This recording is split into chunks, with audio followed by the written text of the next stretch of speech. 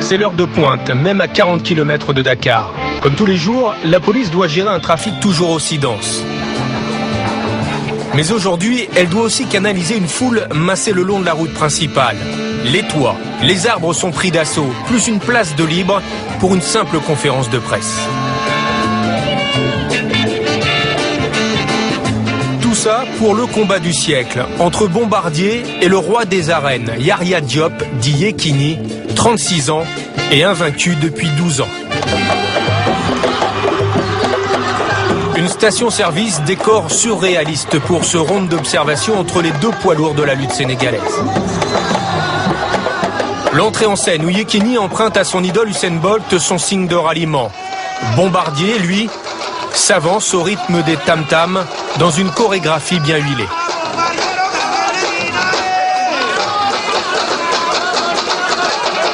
La circulation des poids lourds entre le public et la scène ne perturbe pas les protagonistes.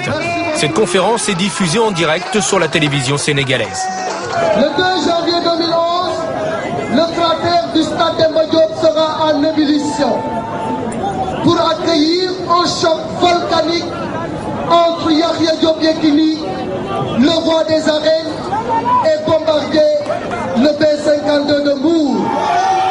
Le combat de tous les dangers, le combat du siècle, le choc de pachyderme, le choc de géants, le choc qui va tenir en haleine tout un peuple, tout un monde. Il ne voulait pas me regarder dans les yeux. Le 2 laay xaar ma def li ma doon def mu jàppa.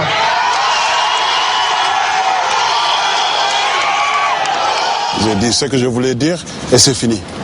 Le reste c'est le boulot. Allez au combat. Le combat, c'est dans 2 semaines. La dernière ligne droite d'une préparation commencée il y a 5 mois. Nous, ce qu'on sait, on est imperturbable.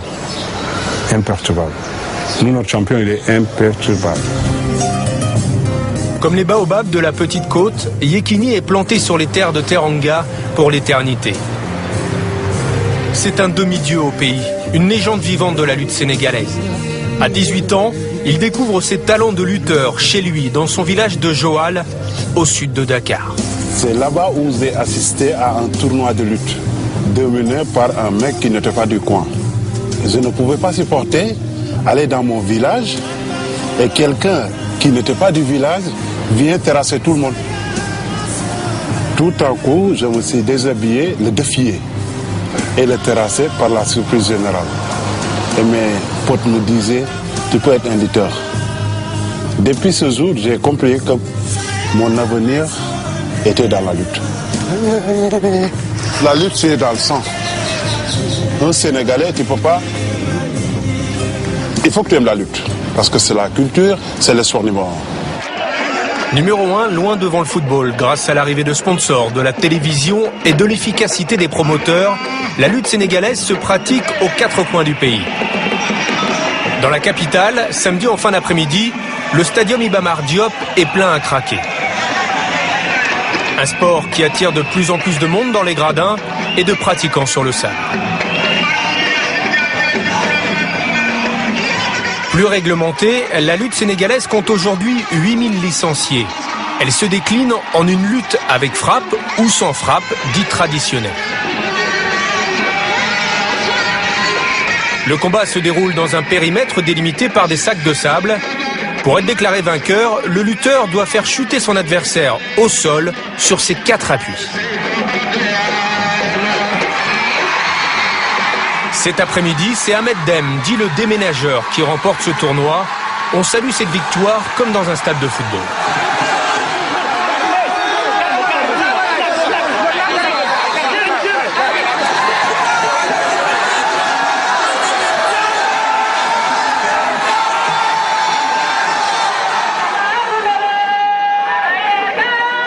C'est à la lumière d'un clair de lune que les quartiers de Dakar, comme ici à Grand Yoff, s'embrasent. Ce soir-là, les arènes Adrien Senghor accueillent de la lutte traditionnelle.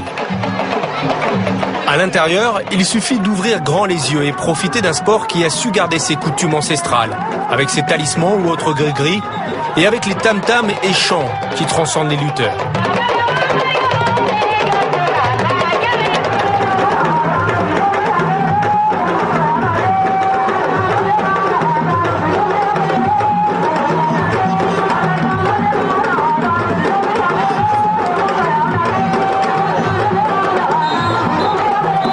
Par élimination directe, les combats s'enchaînent tout au long de la soirée, jusqu'à désigner un vainqueur.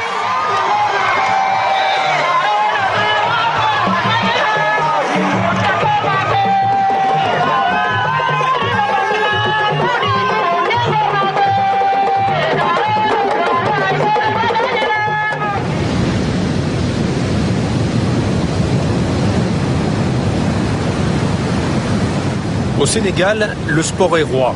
Tous les jours de la semaine, les plages de la Corniche se transforment en terrain de jeu.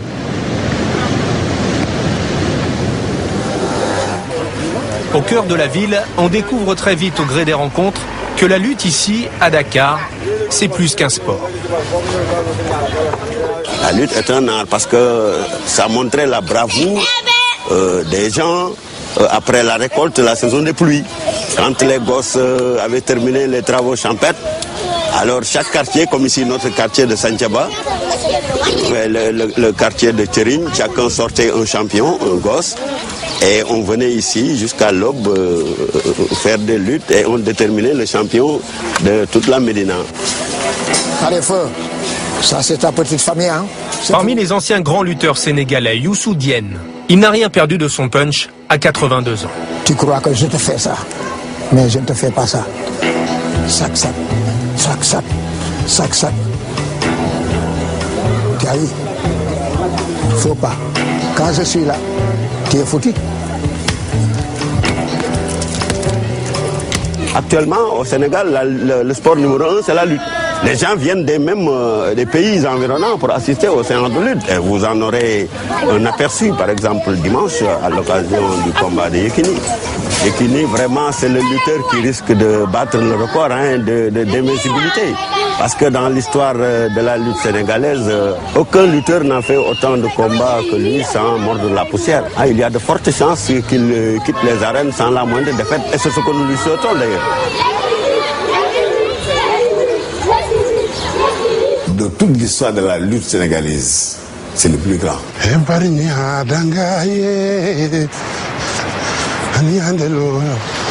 Mais il sait qu'il l'est.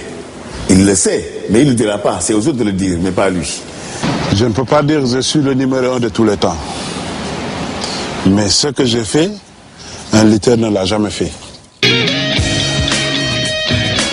Irrésistible en lutte traditionnelle, Yekini est une terreur des arènes depuis 12 ans. Avant le choc contre Bombardier, il totalise en lutte avec frappe 19 combats sans la moindre défaite. Yekini a été désigné comme le plus grand lutteur des 50 dernières années. De tous les temps, rajoutent les anciens. La confiance qu'il a en lui et la conviction intime qu'il a, qu'il fera toute sa carrière dans la frappe sans connaître de défaite. Il est la clé de voûte dans la réussite de Yekini. Kati Diop, un ancien lutteur champion d'Afrique, a fait 2 fois les Jeux Olympiques en 1980 et 1984. En 1996, il décide d'ouvrir une école de lutte, l'écurie Ndakarou. Aujourd'hui, c'est la plus prestigieuse du pays. Kati Diop est en charge de l'entraînement quotidien d'une trentaine de jeunes lutteurs.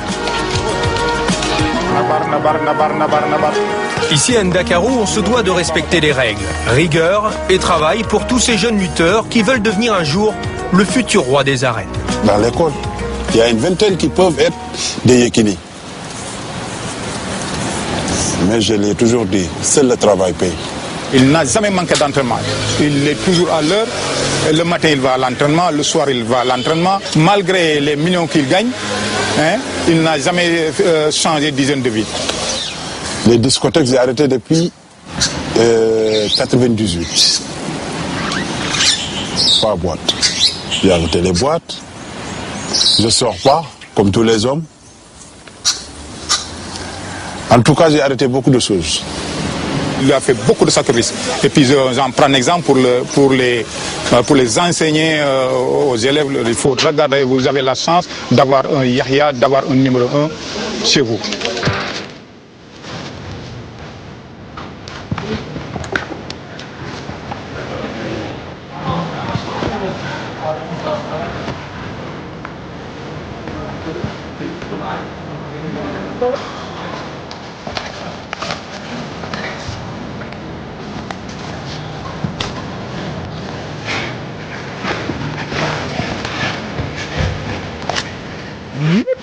Il y a peut-être une dizaine de lutteurs qui touchent des millions.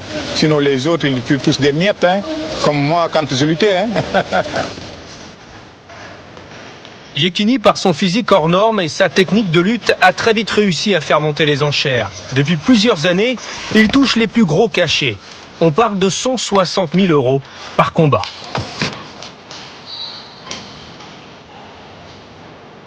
Il n'y a pas un seul lutteur avant lui qui a pu capitaliser autant que lui.